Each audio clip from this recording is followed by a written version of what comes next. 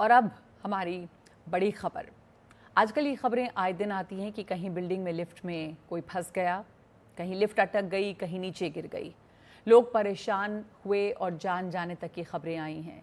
ये समस्या छोटी बड़ी हर सोसाइटी में बन गई है। हम आज इसी समस्या पर बात करेंगे और देखेंगे कि करोड़ों रुपए के फ्लैट्स और बड़ी से बड़ी इमारतों में भी ये समस्या क्यों है, किसकी गलती है, क्यों लिफ्ट्स फंसती हैं, क्यों लिफ्ट्स के साथ ये समस्या आ रही है और सिक्योरिटी का क्या। पहले ये रिपोर्ट देखते हैं।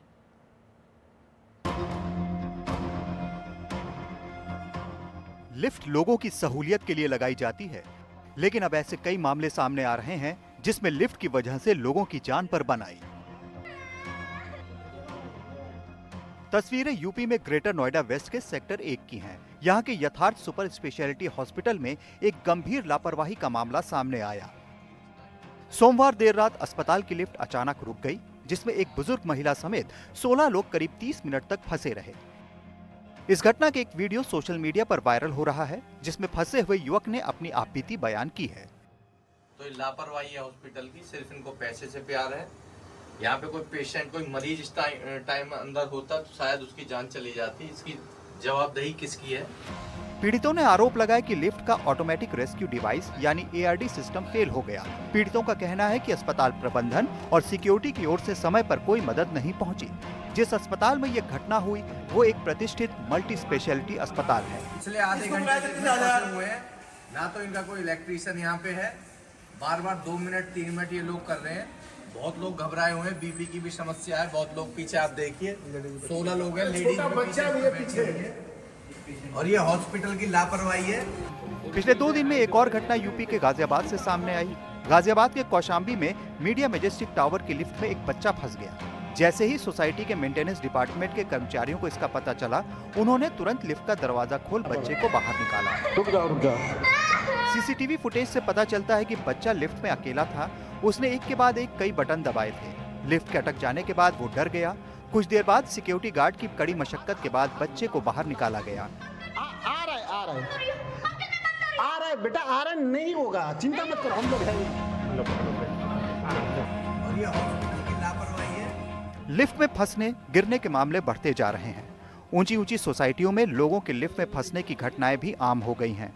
आए दिन लिफ्ट बीच में फंस रही है और लोग उनमें फंस रहे हैं। नहीं खुल रहा बेटा। Bureau report, NDTV India. और इस वक्त हमारे साथ जुड़ गए हैं आलोक कुमार, जो अध्यक्ष हैं एओए फेडरेशन गाजियाबाद, और दिनेश गुप्ता, सचिव हैं क्रेडाई पश्चिम यूपी। बहुत धन्यवाद आप दोनों का। बहुत गंभीर समस्या है और बहुत सारी सोसाइटी से ये समस्याएं सामने आती हैं, और अब तो अस्पताल से भी ये मामला सामने आया है।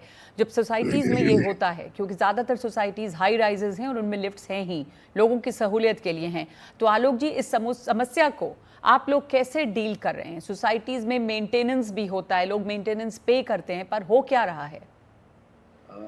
हेलो नगमा, मैं इस टॉपिक पे कई बार, बेसिकली जो लिफ्ट एक्ट है, ये इस पे मैं लगा रहा पिछले कई सालों से। फिलहाल मैं अध्यक्ष नहीं हूँ, मैं यहाँ एओए का संस्थापक हूँ, लेकिन अध्यक्ष नहीं हूँ। और लिफ्ट की जो बात रही, भाई साहब के साथ भी पहले भी हम लोगों ने शो किया है कई दफ़ा इस टॉपिक पे। ये लिफ्ट एक्ट यूपी में पिछले साल ही आया है। पूरे प्रदेश में 1948 1949 से लिफ्ट एक्ट है, लेकिन यूपी में लिफ्ट एक्ट ही नहीं था। मैं खुद इसके लिए इलाहाबाद हाई कोर्ट में पब्लिक इंटरेस्ट लिटिगेशन फाइल किया, पीएमओ तक को अप्रोच किया, कई चीफ मिनिस्टर से मिला, तब जाकर बहुत मुश्किल से ये लिफ्ट एक्ट सरकार ने इम्प्लीमेंट किया। पिछले साल ही पास किया और अब इम्प्लीमेंटेशन पे चल रहा है। आप सोचो, लिफ्ट का रजिस्ट्रेशन का काम चल रहा है, लेकिन आज तक सरकार के डिपार्टमेंट का कोई आदमी किसी अपार्टमेंट में कोई विजिट नहीं किया, कोई अवेयरनेस प्रोग्राम नहीं चलाया। वैसे ये लिफ्ट जो है, ये अक्सरहा अपार्टमेंट वाले कोई या बिल्डर, वो अक्सरहा थर्ड पार्टी को मेंटेनेंस के लिए दिए रखते हैं। लेकिन होता क्या है, बिल्डर हो या एओए हो, अपार्टमेंट ओनर एसोसिएशन हो, ये लोग थोड़े थोड़े पैसे के लालच में कई बार कंपनी को ना देकर लोकल वेंडर को दे देते हैं। और इससे क्या होता है कि लिफ्ट का मेंटेनेंस प्रॉपर नहीं हो पाता है। कई लोग प्रॉपर मेंटेनेंस के लिए हैंड ओवर ही नहीं कराने, 15-20 साल के लिफ्ट लगे हुए हैं, जिसको अपडेट नहीं किया। तो लिफ्ट लिफ्ट का भी एक लाइफ है। अगर 20 लाख रुपए खर्च हो जा रहे हैं उसको पूरा रिनोवेट कराने में, और ये भाई साहब मेरे साथ है, ये बिल्डर एसोसिएशन से ताल्लुक भी रखते हैं, ये बताएंगे मतलब किस तरीके से बिल्डरों ने भी पहले जितने अपार्टमेंट थे उसमें कितने घटिया तर क्वालिटी के लिफ्ट लगा दिए, जो आज लोगों को प्रॉब्लम फेस करने पड़ रहे हैं। और एवं जी। जिस सोसाइटी में मैं भी रहता हूँ वहाँ भी इस तरह के लिफ्ट लगे हुए हैं कि आज एक लिफ्ट को रिनोवेट करने में करीब 20 लाख रुपया खर्च बता रहा है, एक लिफ्ट को रिनोवेट करने का। तो मतलब आज के लेकिन डेट में 10 लिफ्ट को तो 2 बिल्डरों करोड़ की रुपए लगाने लापरवाही, पड़ेंगे तैयार। बिल्डरों की लापरवाही बहुत है, बहुत ज्यादा। दिनेश गुप्ता जी, क्या कहेंगे जब आप इतने इतने महंगे फ्लैट्स बिकते हैं, मेंटेनेंस देते हैं लोग, उसके बावजूद ये होता है?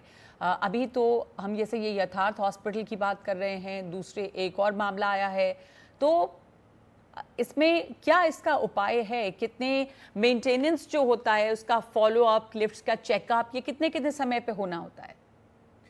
नमस्कार। मैं सबसे पहले धन्यवाद देता हूँ आलोक जी का, इन्होंने बहुत लंबी लड़ाई लड़ी और एक चीज़ जिसकी ज़रूरत थी कि जो भी high rise multi storey society या बिल्डिंग होती है, उसकी लाइफ़लाइन होती है लिफ्ट। अगर लिफ्ट सही नहीं होगी या लिफ्ट ही सेफ नहीं होगी, तो आदमी कितनी भयानक डर में उस सोसाइटी में रहेगा, ऊपर आना-जाना कैसे करेगा? तो इन्होंने मुद्दा उठाया, सरकार ने रिकॉग्नाइज़ किया और उसके बाद एक जो लिफ्ट एक्ट में एक कोड ऑफ कंडक्ट बना या नियम्स दिए कि भाई लिफ्ट इस स्टैंडर्ड की होनी चाहिए और उसमें ये सब काम होने चाहिए। उसका ऑडिट होगा जब ही वो ऑपरेशनल होगी। उसके बाद से ये काम हो रहा है, लेकिन कुछ जो पुराने मामले हैं ये, उनमें ये प्रॉब्लम आती है कि डेफ़िनेटली इन्होंने पैसे बचाने के लिए या तो लिफ्ट उस क्वालिटी स्टैंडर्ड की नहीं लगाई जो लिफ्ट 15-20 मंजिल की बिल्डिंग में लगनी चाहिए। उसके लिए कंसल्टेंसी फर्म होती है, वो प्रॉपर कैलकुलेशन करती है कि कितने की स्पीड होगी, कितने आदमी की लिफ्ट होगी और उसमें रेस्क्यू डिवाइस क्या-क्या हो। अगर ये नहीं हो तो लिफ्ट नहीं लगनी चाहिए उस बिल्डिंग में। उसके बाद जिस कंपनी की लिफ्ट है, वो ही कंपनी मेंटेन करे उसको। उसकी एएमसी उसी को जाए और ये उसकी ज़िम्मेदारी होनी चाहिए उस कंपनी की कि देखिए पैसा मिलना या एएमसी का पैसा या मेंटेनेंस से पैसा आना बात की बात है। जो कंपनी लिफ्ट लगा के दे रही है, उस कंपनी को साथ में ये कंडीशन भी लगानी चाहिए कि उसकी एएमसी वही करेगी और उसकी देख-रेख, मेंटेनेंस सारा उसका काम है। उसका एक कॉल सेंटर होता है, उसको कॉल करने पे वो तुरंत आके ठीक करेगी और पीरियडिकली उस लिफ्ट का बिना बुलाए ही वो जो है रिपेयर एंड मेंटेनेंस करते रहते हैं। और रिपेयर कमी एंड है मेंटेनेंस का क्या वो होता है समय? कितने फ्रीक्वेंटली, कितनी जल्दी जी, जल्दी होता है? मैडम देखिए आज के दिन इंडिया में 3 ही तरह के लिफ्ट अवेलेबल है, कोने, ओटिस, मित्सुबिशी या फिर एक एक और अपन सेंडलर, ठीक है? ये 20 मंजिल या ऊपर, अगर इससे दूसरी आप लिफ्ट लगाते हैं जो जो जो नाम नहीं लूँगा मैं लोकल कंपनीज़ की, तो डेफ़िनेटली आपको समझ जाना चाहिए कि उसमें कोई पैसे बचाने के लिए काम किया गया है। अगर आप इन 3 कंपनियों की लिफ्ट लगाते हैं, तो उनकी कंडीशन होती है कि उनकी एएमसी वही करेंगे, मेंटेनेंस वही करेंगे और ऑनलाइन कॉल्स जुड़ा होता है उनका सिस्टम, अब कब-कब जैसे उनको ये मेंटेनेंस। यथार्थ हॉस्पिटल में जो हुआ, तो जी। अस्पताल में ही रुक गई लिफ्ट और वहाँ पे 16 लोग फंसे रहे। तो ये यूपी लिफ्ट एक्ट है, उसके तहत क्या क्या होना चाहिए आलोक जी? क्या अभी बताएं, आपके अस्पताल जी, जी। जैसी जगह पर भी अगर ऐसे लोग अटकते हैं, नहीं, बड़ा लिफ्ट्स की बड़ा जरूरत आश्चर्य है। लग रहा है कि अस्पताल जैसे जगह में, क्योंकि अपार्टमेंट के लिए तो मैं अक्सर कह रहा हूँ कि लिफ्ट रजिस्ट्रेशन का काम चल रहा है, लेकिन जो लिफ्ट इंस्पेक्टर होते हैं एक तरह के, जो लिफ्ट एक्ट में इन तरह प्रोविजन बनाया गया है कि हर 3 महीने पे एक विजिट उनकी होनी चाहिए और उनका एक एनओसी लगना चाहिए। तो इस तरह का कोई प्रोविजन मुझे दिखाई नहीं दे रहा। हो गए इस बात के करीब 8-9 महीने हो गए लिफ्ट रजिस्ट्रेशन का काम होते हुए। करीब 1000 लिफ्ट का रजिस्ट्रेशन नोएडा में हो गया और करीब 100-150 लिफ्ट का गाजियाबाद में हो गए और 5000 रुपया पर लिफ्ट लेती है सरकार एक रजिस्ट्रेशन कराने का। तो मतलब अगर आपके यहाँ सोसाइटी में अगर 30 लिफ्ट है तो 1.5 लाख रुपया सरकार को आप दे रहे हो हर साल केवल रजिस्ट्रेशन कराने का। तो सरकार का फर्ज तो बनता है कि भाई अगर आप एक चेक बैलेंस करो, आप अगर वहाँ बताओगे अगर किसी इनके हॉस्पिटल में ही जाके कि हाँ भाई ये दिक्कतें आपकी इसमें है और इनको फोकस दोगे या इनके ऊपर कुछ इस तरह का पेनाल्टी क्लॉज करोगे, तो फिर इनको भी समझ में आएगा कि हाँ क्या दिक्कत आ रही है और इनको ठीक कराना पड़ेगा, प्रॉपर मेंटेनेंस करना पड़ेगा। इसका मतलब इनका एआरडी सिस्टम काम नहीं अब कर रहा था। जैसे कि हाँ, जो रेस्क्यू डिवाइस है, आरडी सिस्टम की आपने बात की है, तो वो रेस्क्यू डिवाइस जो है वो क्या होता है? ये जो हमने मैडम, यथार्थ में देखा अभी, वहां पे इसका मतलब ये काम नहीं AR कर रहा था हॉस्पिटल के अंदर में। जी देखिए, उसका ये यही काम मशीनरी होता है कि automatic rescue team house just नीचे वाले फ्लोर पे आके रुक जाती है कि भाई आप भी जिसका कहीं मतलब निकल ये जाता है, जिसका मतलब ये है, जैसा कि अभी दिनेश गुप्ता जी कह रहे थे कि कुछ कंपनीज हैं जिनकी लिफ्ट्स अच्छी हैं, जो मेंटेनेंस भी करते हैं, लेकिन पैसे बचाने के लिए अगर आप ऐसी वैसी लिफ्ट लगा लेते हैं वही जिसका वही कोई वही मेंटेनेंस नहीं करता है। जी जी जी जी यही नहीं, कारण रहा होगा। मैं और आजकल जी देखिए, ऐसा है, जो कंपनीज की लिफ्ट होती है वो उनका काम है कब मेंटेनेंस करना और कब देखना है। 24 आवर उनकी निगरानी में ऑनलाइन रहती है वो लिफ्ट्स। अगर उसमें कोई कमी आती है, आज की टेक्नोलॉजी बता रहा हूँ मैं, अगर उसमें कोई कमी आती है तो उनके पास अलार्म बज जाता है और वो ऑटोमेटिक अपने आप आता है, वहां से बुलाना नहीं पड़ता उसको। ठीक है, ना किसी सरकारी तंत्र की जरूरत आपको, ना किसी इंस्पेक्टर की जरूरत, ना किसी रजिस्ट्रेशन की जरूरत। बट उसके लिए उसको प्रॉपर एएमसी देके एग्रीमेंट करवाना होता है। एआरडी का मतलब ये कि अगर लिफ्ट पावर फेलियर हो गया और कोई और, तो लिफ्ट उसके नियर कोई भी जो फ्लोर है उस पे आके रुक जाएगी, फंसेगी नहीं कभी भी। आज के दिन सारी लिफ्ट्स ऐसी है। अगर पुरानी कोई लिफ्ट ऐसी है कि जो जिनमें एआरडी काम नहीं कर रहा, तो आप रिप्लेस करा सकते हो उनको और अपग्रेड करा सकते हो। अगर उसके बिना जी जी चला रहे हो तो आप खुद मैं तो भी रिस्क ले रहे हो वही लोगों के बता साथ। रहा नकमा कि मेरी सोसाइटी करीब 18 साल पुरानी है, तो वहाँ लिफ्ट को अपग्रेड कराने में, एक लिफ्ट को अपग्रेड कराने में करीब 20 लाख रुपए लग रहे हैं। तो वो पुराने का भी अपग्रेडेशन होता है, लेकिन काफी कॉस्टली अफेयर है।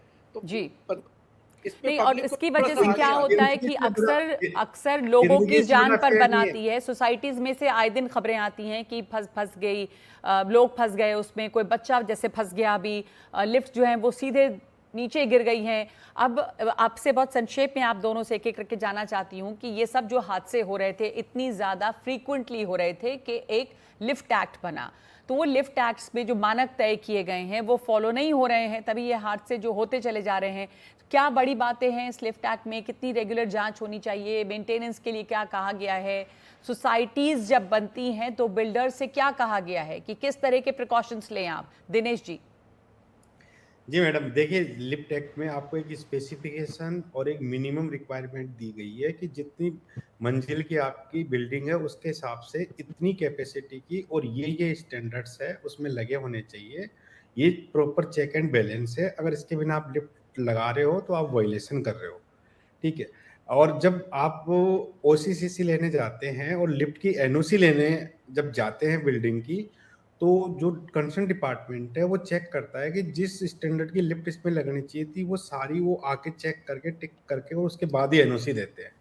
यही लिफ्ट एक्ट में है। लेकिन उसके बाद उसको मेंटेन करना, ये तो सेल्फ डिसिप्लिन की बात है। और जिस कंपनी की लिफ्ट है उसके साथ आपका एग्रीमेंट क्या है। अब आप सपोज करिए आप पेमेंट करना ही बंद कर देंगे उसको, या आप उसका एएमसी का पेमेंट ही नहीं करेंगे, तो वो फिर कब तक आके ठीक करेंगे। जी। लेकिन अब कंपनीज की रिस्पॉन्सिबिलिटी भी है उसमें कि अगर आपने लिफ्ट लगाई है तो आपकी जिम्मेदारी है, आप ही उसको मेंटेन करेंगे। वो पैसा नहीं देता है तो आप उसके अगेंस्ट लीगल एक्शन लीजिए। बट नहीं, लिफ्ट कुल खराब मिला के नहीं होगी। लापरवाही है ना, ना कोई लीगल एक्शन हो रहा है, ना टाइम पर मेंटेनेंस हो रही यस, है, तभी जाकर ये लिफ्ट्स ऐसे हो रही हैं। यस। पर इतना ही वक्त है मेरे पास, आलोक जी अगर आप कुछ और जोड़ना चाहें इसमें तो। नहीं, मैं यही जोड़ना चाहता हूँ मैम कि भाई साहब ने कहा कि ये तो जिम्मेदारी है, लेकिन लिफ्ट एक्ट आने के बाद इलेक्ट्रिकल सेफ्टी डिपार्टमेंट जो इसको देख रेख कर रही है उनकी जिम्मेदारी है। वो इसी बात का पैसा भी ले रहे हैं लोगों से कि भाई जाकर उनकी टीम चेक करे और बताए, और गलती हो तो उनके ऊपर पेनलाइज भी करे। नहीं तो भयवीर होए ना प्रीत है, ना एओए सुनेगी ना बिल्डर सुनेंगे सही ढंग से। और जी लिफ्ट जी। कंपनीज पे भी पेनल्टी लगानी चाहिए उन लोगों को। लगानी चाहिए, लेकिन कुछ हो नहीं रहा है सही से, इसलिए आए दिन ये हादसे होते हैं लिफ्ट्स में। जैसे सोसाइटीज़ में, खास करके नोएडा, गाजियाबाद में ये दिख रहा है क्योंकि हाई राइजेस बिल्डिंग यहाँ पर बहुत ज़्यादा है। वहीं से खबरें अक्सर आ रही हैं, तो जो मानक तय किए गए हैं वो फॉलो नहीं हो रहे हैं। धन्यवाद आपका दिनेश जी, और धन्यवाद आपका आलोक जी, आपने लगातार आवाज़ उठाई है इसके खिलाफ में। तो इस वक्त एक हम बहुत ज़रूरी खबर आपको दिखा रहे थे कि कैसे लिफ्ट्स में लोगों के लिए एक मुसीबत बन गई है, जबकि उनकी सहूलियत के लिए लिफ्ट लग रही हैं।